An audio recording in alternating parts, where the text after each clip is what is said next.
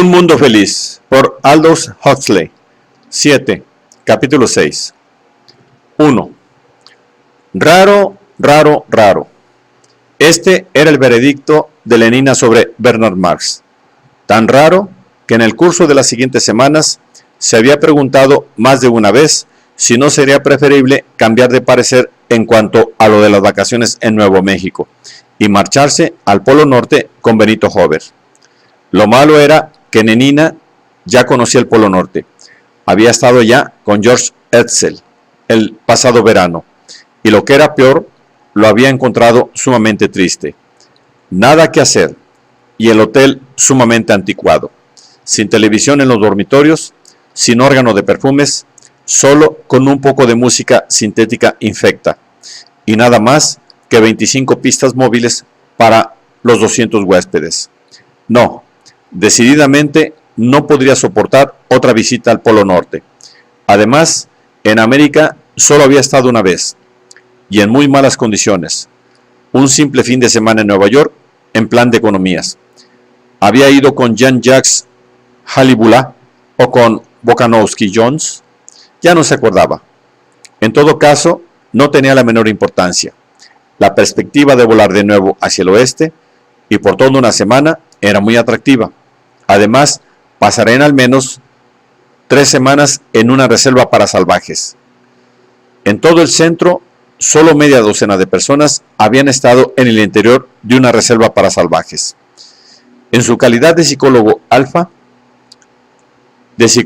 alfa-beta, Bernard era uno de los pocos hombres que ella conocía que podía obtener permiso para ello.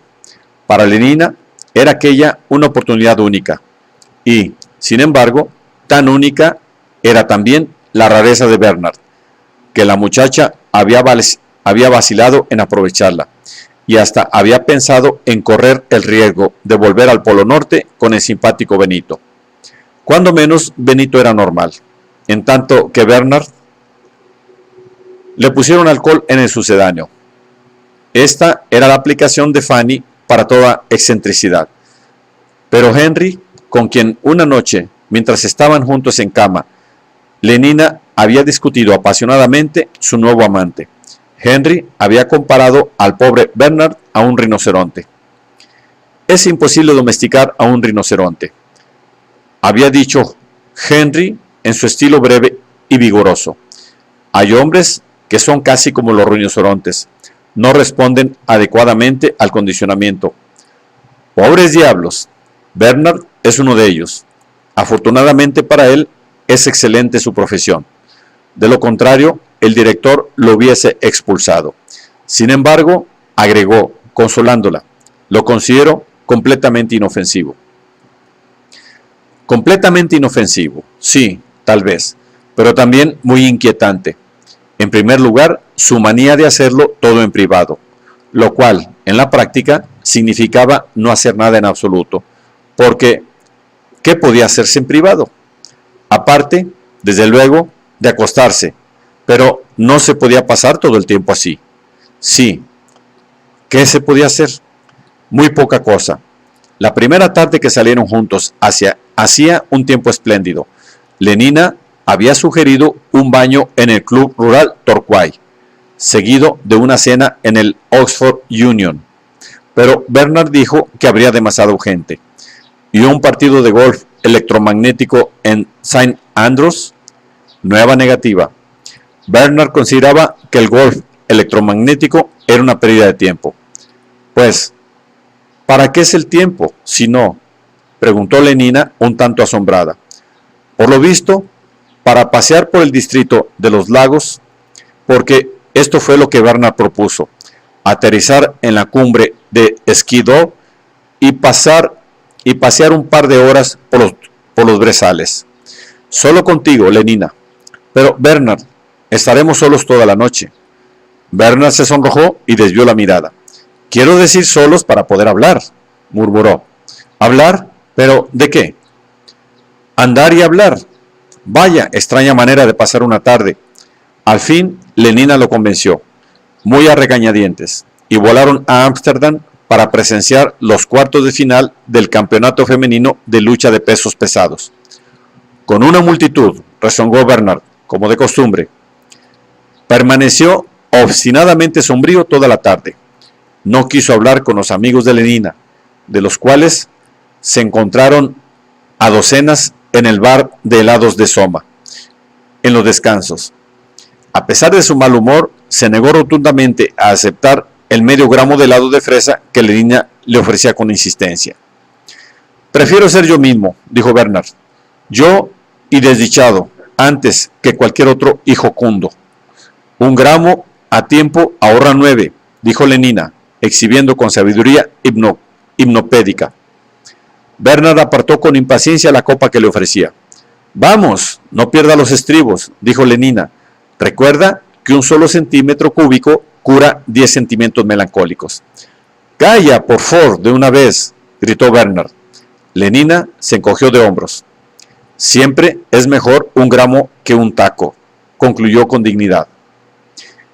Y se tomó el helado. Cruzando el canal, camino de vuelta, Bernard insistió en detener la hélice.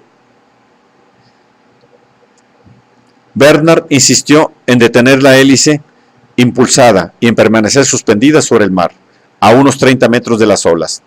El tiempo había empeorado. Se había levantado viento del sudoeste y el cielo aparecía nuboso. Mira, le ordenó Bernard. Lo encuentro horrible, dijo Lenina, apartándose de la ventanilla. La horrorizó el huidizo vacío de la noche, el oleaje negro, espumoso, del mar a sus pies, y la pálida faz de la luna, macilenta y triste entre las nubes en fuga. Pongamos la radio enseguida. Lenina alargó la mano hacia el botón de mando situado en el tablero del aparato y lo conectó al azar. El cielo es azul en tu interior, cantaban 16 voces trémulas. El cielo, el tiempo es siempre. Luego un hipo y el silencio. Bernard había cortado la corriente. Quiero poder mirar el mar en paz, dijo.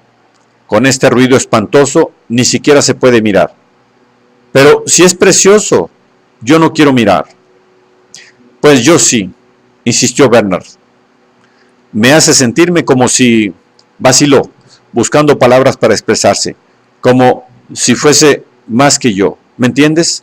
Más yo mismo, y menos como una parte de algo más, no solo como una célula del cuerpo social.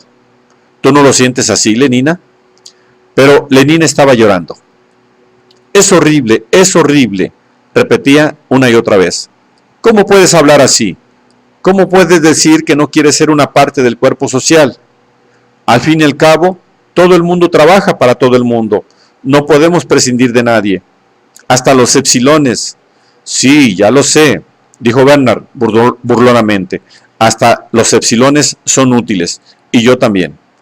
Ojalá no lo fuera.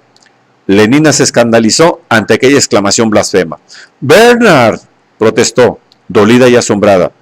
¿Cómo puedes decir esto? ¿Cómo puedo decirlo?, repitió Bernard en otro tono, meditabundo. No, el verdadero problema es...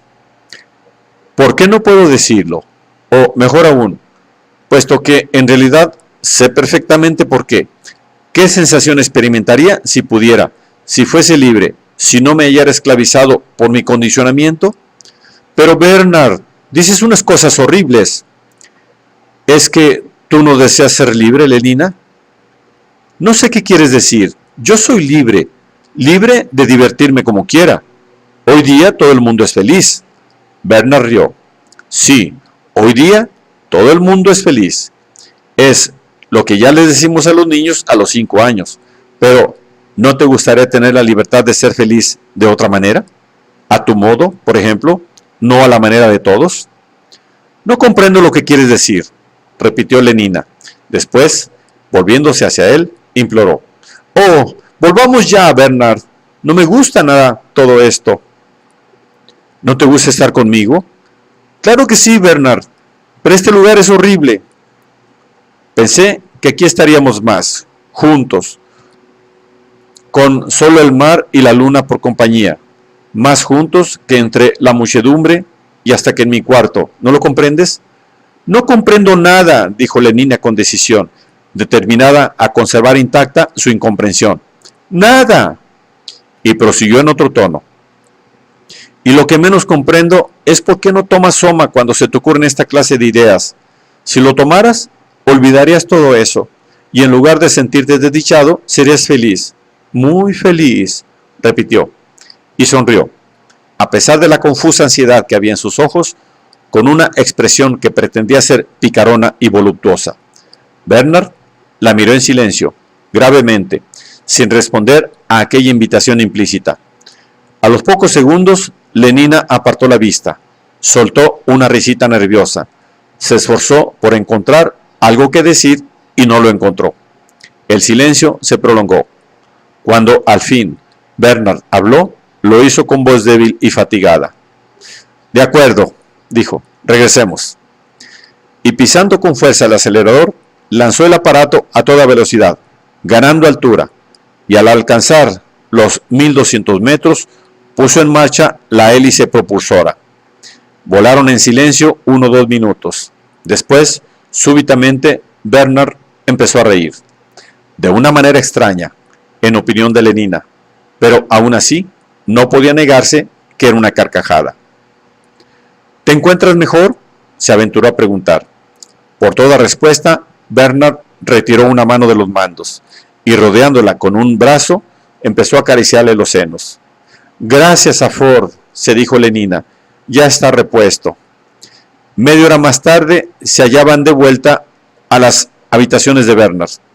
Este tragó de golpe 4 tabletas de Soma, puso en marcha la radio y la televisión y empezó a desnudarse. Bueno, dijo Lenina con intencionada picardía, cuando se encontraron de nuevo en la azotea, el día siguiente por la tarde. ¿Te divertiste ayer?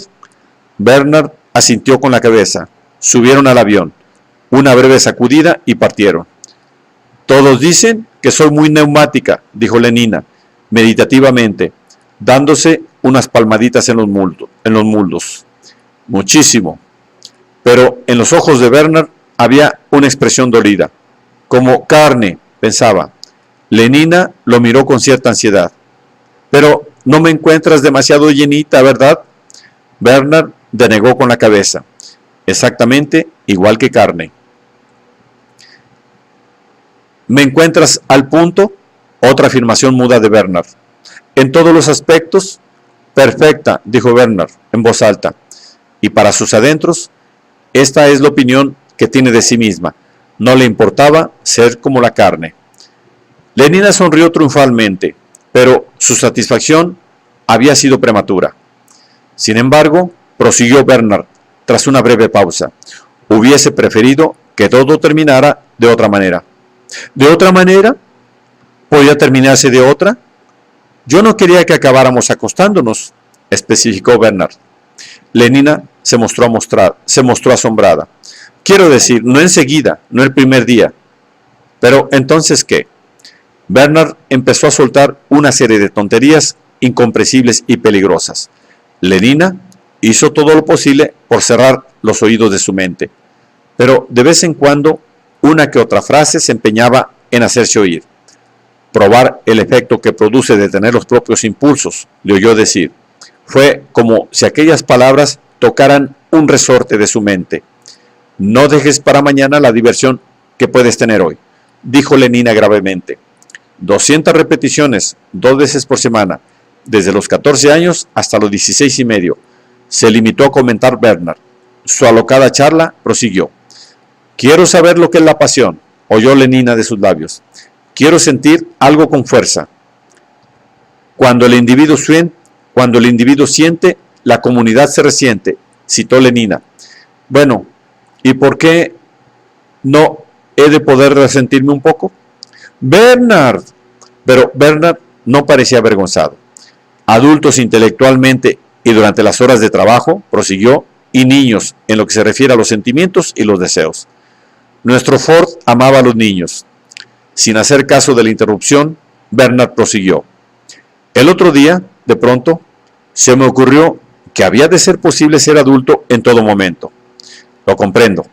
El tono de Lenina era firme. Ya lo sé. Y por esto nos acostamos juntos ayer, como niños, en lugar de obrar como adultos y esperar. Pero fue divertido, insistió Lenina. ¿No es verdad? Oh, sí, divertido, contestó Bernard. Pero había en su voz un tono tan doloroso, tan amargo, que Lenina sintió de pronto que se esfumaba toda la sensación de triunfo. Tal vez, a fin de cuentas, Bernard la encontraba demasiado gorda. Ya te lo dije, comentó Fanny, por toda respuesta, cuando Lenina se lo confió. Eso es el alcohol que le pusieron en el sucedáneo. Sin embargo, insistió Lenina, me gusta, tiene unas manos preciosas y mueve los hombros de una manera muy atractiva. Suspiró, pero preferiría que no fuese tan raro. 2. Deteniéndose un momento ante la puerta del despacho del director, Bernard tomó aliento y se cuadró, preparándose para enfrentarse con el disgusto y la desaprobación que estaba seguro de encontrar en el interior. Luego llamó y entró. Vengo a pedir su firma para un permiso, director, dijo con tanta naturalidad como le fue posible, y dejó el papel encima de la mesa. El director le lanzó una mirada agria, pero en la cabecera del documento aparecía el sello del despacho del interventor mundial, y al pie del mismo la firma vigorosa, de gruesos trazos, de Mostafa Mond. Por consiguiente, todo estaba en orden. El director no podía negarse. Escribió sus iniciales, 2 pálidas letras al pie de la firma de Mostafa Mond, y se disponía, sin comentarios, a devolver el papel a Bernard cuando casualmente sus ojos captaron algo que aparecía escrito en el texto del permiso. ¿Se va a la reserva de Nuevo México?, dijo, y el tono de su voz, así como la manera con que miró a Bernard, expresaba una especie de asombro lleno de agitación. Sorprendido ante la sorpresa de su superior, Bernard asintió. Sobrevino un silencio. El director, frunciendo el ceño, se arrellanó en su asiento. ¿Cuánto hará de ello?, dijo, más para sí mismo que dirigiéndose a Bernard. 20 años, creo. Casi 25. Tendría su edad, más o menos. Suspiró y movió la cabeza. Bernard se sentía sumamente violento. Un hombre tan convencional, tan escrupulosamente correcto como el director, incurrir en una incongruencia. Ello le hizo sentir deseos de ocultar el rostro, de salir corriendo de la estancia, no porque hallara nada intrínsecamente censurable en que la gente hablara del pasado remoto. Aquel era uno de tantos prejuicios hipnopédicos de los que Bernard, al menos eso creía él, se había librado por completo. Lo que le violentaba era el hecho de saber que el director lo desaprobaba, y sin embargo había incurrido en el pecado de hacer lo que estaba prohibido. ¿A qué compulsión interior habría obedecido? A pesar de la incomodidad que experimentaba, Bernard escuchaba atentamente. Tuve la misma idea que usted, decía el director. Quise echar una ojeada a los salvajes. Logré un permiso para Nuevo México y fui a pasar allí mis vacaciones veraniegas, con la muchacha con la que iba a la sazón. Era una beta menos, y me parece, cerró un momento los ojos, me parece que era rubia. En todo caso, era neumática, particularmente neumática. Esto sí lo recuerdo. Bueno, fuimos allá, vimos a los salvajes paseando a caballo, etc. Y después, casi el último día de mi permiso, bueno, la chica se perdió. Habíamos ido a caballo a una de aquellas asquerosas montañas, con un calor horrible y opresivo. Y después de comer, fuimos a dormir una siesta. Al menos yo lo hice. Ella debió de salir de paseo sola. En todo caso, cuando me desperté, la chica no estaba. Y en aquel momento estallaba una tormenta encima de nosotros, la más fuerte que he visto en mi vida. Llovía a cántaros, tronaba y relampagueaba. Los caballos se soltaron y huyeron al galope. Al intentar atraparlos, caí y me herí en la rodilla, de modo que apenas podía andar. Sin embargo, empecé a buscar a la chica, llamándola a gritos una y otra vez. Ni rastro de ella. Después pensé que debía haberse marchado sola al refugio. Así, pues, me arrastré como pude por el valle, siguiendo el mismo camino por donde habíamos venido. La rodilla me dolía horriblemente y había perdido mis raciones de soma. Tuve que andar horas. No llegué al refugio hasta pasada la medianoche y la chica no estaba. No estaba, repitió el director. Siguió un silencio. Bueno, prosiguió. Al fin, al día siguiente se organizó una búsqueda, pero no la encontramos. Debió de haber caído por algún precipicio, o acaso la devoraría algún león de las montañas. Sábelo, Ford. Fue algo horrible. En aquel entonces me trastornó profundamente, más de lo lógico, lo confieso, porque al fin y al cabo, aquel accidente hubiese podido ocurrirle a cualquiera. Y, desde luego, el cuerpo social persiste aunque sus células cambien. Pero aquel consuelo hipnopédico no parecía muy eficaz, y el director se sumió en un silencio evocador. Debió de ser un golpe terrible para usted, dijo Bernard, casi con envidia. Al oír su voz, el director se sobresaltó con una sensación de culpabilidad y recordó dónde estaba. Lanzó una mirada a Bernard y, rehuyendo la de sus ojos, se sonrojó violentamente. Volvió a mirarle con súbita desconfianza, herido en su dignidad. No vaya a pensar, dijo, que sostuviera ninguna relación indecorosa con aquella muchacha.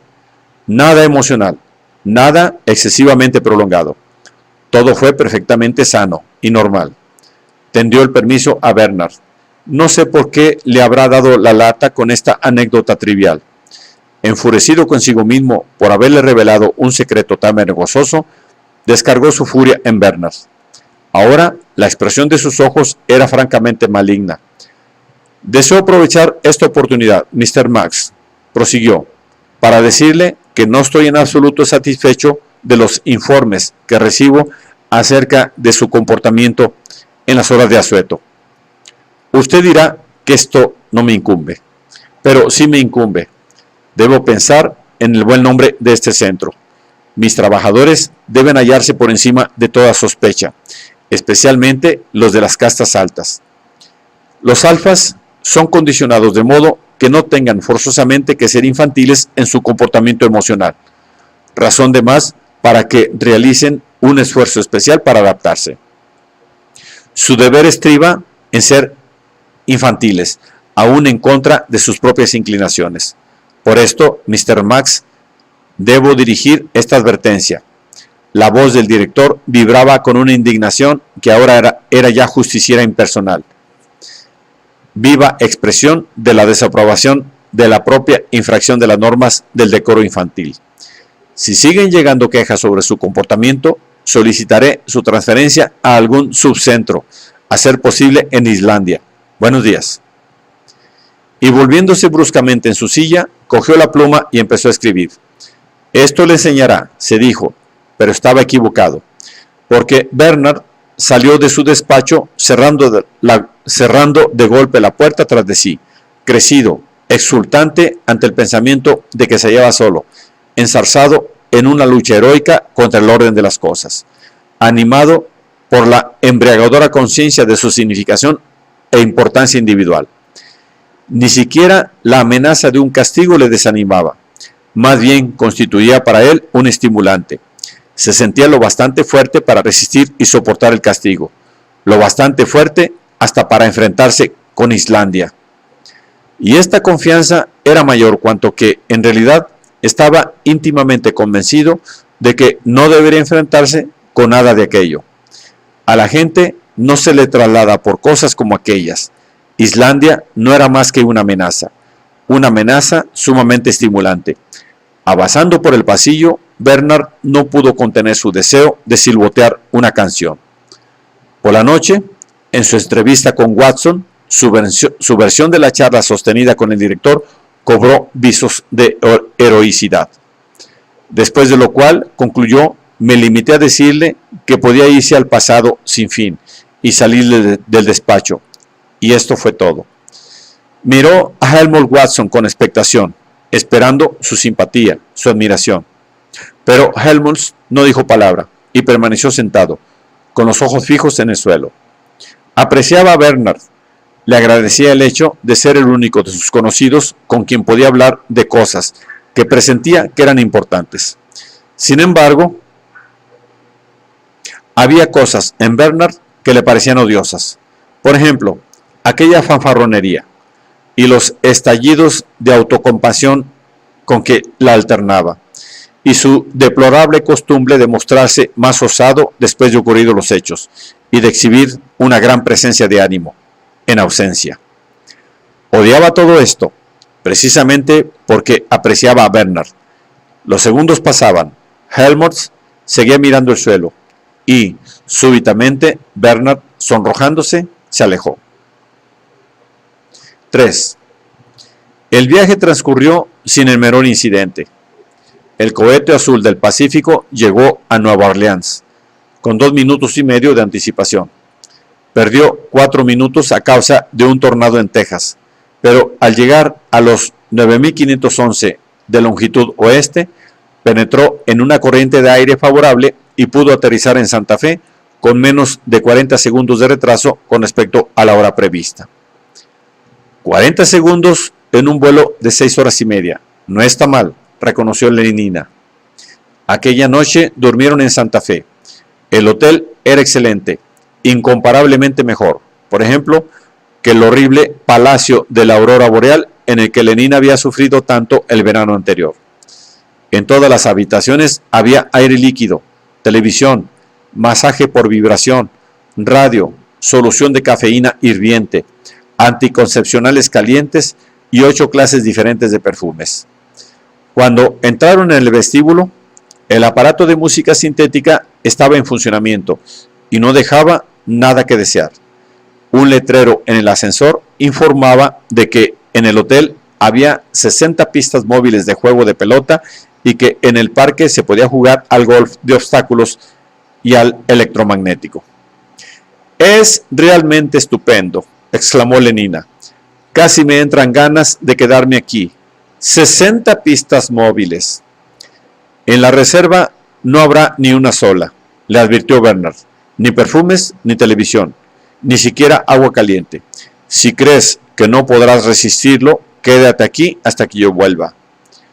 Lenina se ofendió. «Claro que puedo resistirlo. Solo dije que esto es estupendo porque, bueno, porque el progreso es estupendo, ¿no es verdad? 500 repeticiones, una vez por semana, desde los 13 años hasta los 16, dijo Bernard, aburrido, como para sí mismo. ¿Qué decías? Dije que el progreso es estupendo. Por esto no debes ir conmigo a la reserva, a menos que lo desees de veras. Pues lo deseo. De acuerdo, entonces, dijo Bernard, casi en tono de amenaza. Su permiso requería la firma del guardián de la reserva, a cuyo despacho acudieron debidamente a la mañana siguiente. Un portero negro Epsilon menos pasó la tarjeta de Bernard y casi inmediatamente les hicieron pasar. El guardia era un alfamás, rubio y branquicéfalo, bajo, rubicundo, de cara redonda y anchos hombros, con una voz fuerte y sonora, muy adecuado para enunciar ciencia hipnopédica. Era una auténtica mina de informaciones necesarias y de consejos que nadie le pedía.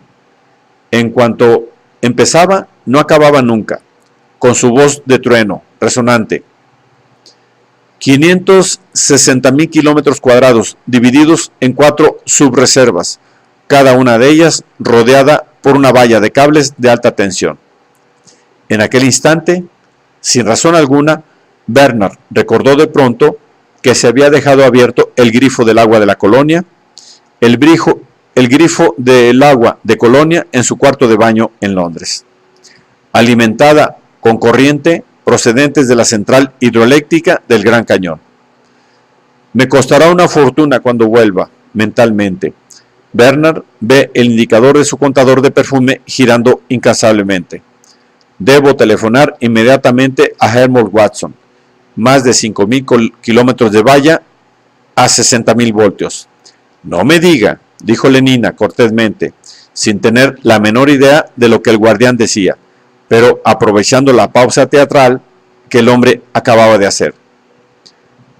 Cuando el guardián había iniciado su retumbante peroración, Lenina, disimuladamente, había tragado medio gramo de soma, y gracias a ello podía permanecer sentada, serena, pero sin escuchar ni pensar en nada, fijos sus ojos azules en el rostro del guardián, con una expresión de atención casi extática. Tocar la valla equivale a morir instantáneamente, decía el guardián solemnemente. No hay posibilidad alguna de fugarse de la reserva para salvajes. La palabra fugarse era sugestiva. ¿Y si fuéramos allá?, sugirió, iniciando el ademán de levantarse. La manecilla negra del contador seguía moviéndose, perforando el tiempo, devorando su dinero. No hay fuga posible, repitió el guardián, indicándole que volviera a sentarse. Y como el permiso aún no estaba firmado, Bernard no tuvo más remedio que obedecer. Los que han nacido en la reserva, porque recuerden, mi querida señora, agregó, sonriendo obscenamente a Lenina y hablando en un murmullo indecente. Recuerde que en la reserva los niños todavía nacen. Sí, tal como se lo digo, nacen, por nauseabundo que pueda parecernos. El hombre esperaba que su referencia a aquel tema vergonzoso obligara a Lenina a sonrojarse, pero ésta, estimulada por el soma, se limitó a sonreír con inteligencia y a decir, «No me diga». Decepcionado, el guardián reanudó la peroración. Los que nacen en la reserva, repito, están destinados a morir en ella. Destinados a morir. 1 decilitro de agua de colonia por minuto. 6 litros por hora. Tal vez, intervino de nuevo Bernard. Tal vez deberíamos. Inclinándose hacia adelante, el guardián tamborileó en la mesa con el dedo índice. Si ustedes me preguntan cuánta gente vive en la reserva, les diré que no lo sabemos. Solo podemos suponerlo. No me diga. Pues sí se lo digo, mi querida señora. 6 por 24. No, 6 por 24. No, serían ya 6 por 36. Bernard estaba pálido y tembloroso de impaciencia, pero inexorablemente la disertación proseguía. Unos 60,000 indios y mestizos, absolutamente salvajes. Nuestros inspectores los visitan de vez en cuando. Aparte de esto, ninguna comunicación con el mundo civilizado. Conservan todavía sus repugnantes hábitos y costumbres. Matrimonio, suponiendo que ustedes sepan a qué me refiero. Familias, nada de condicionamiento, monstruosas supersticiones, cristianismo, totemismos y adoración de los antepasados. Lenguas muertas como el suñí, el español y el atabascano.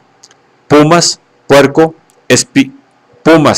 puercoespines y otros animales feroces. Enfermedades infecciosas, sacerdotes, lagartos venenosos. No me diga. Por fin lo soltó.